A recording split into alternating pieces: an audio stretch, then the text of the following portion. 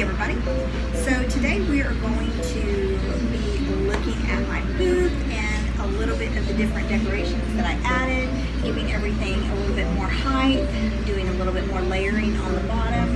Wanted to make sure that I showcased everything that I had for this summer, including the Pyrex that add a little bit of splash of color.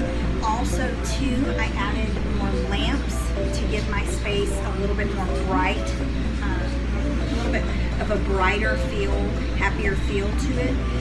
It seems to me that the light kind of draws people in, kind of like moths to the flame, so kind of keep that in mind. So anyway, this is going to be my video for my booth. If you enjoy this kind of content, be sure that you like and subscribe.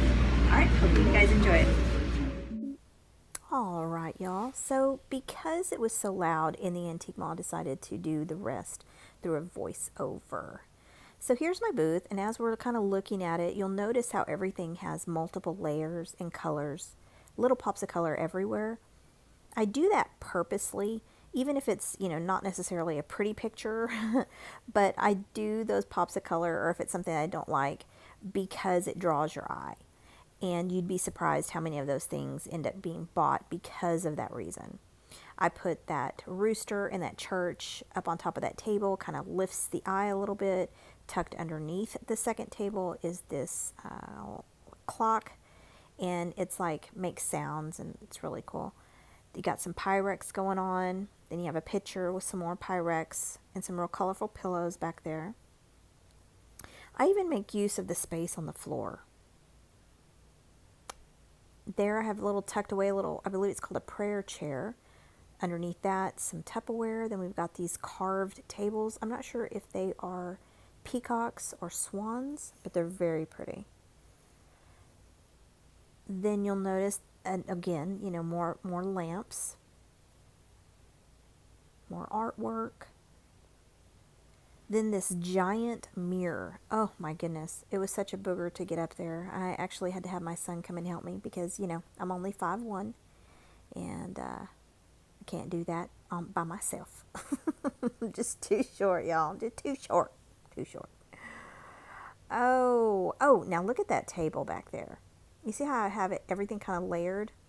Man, it just looks kind of like something you'd have in your home. Got that oil can, and of course my favorite rooster tucked away up underneath the table. Of course, some pie pans and some greenery. Make use of every single inch of space, guys. But notice how I have everything kind of tucked away on this table. I do that for a certain reason. Somebody was asking me, and the reason why I do that is because you want it to look like what somebody could imagine them having it in their home, what it would look like. And, most people are clutterbugs. It's not just me. Oh, cute little bird mirror. All right, now this is the secondary booth that I recently started renting out.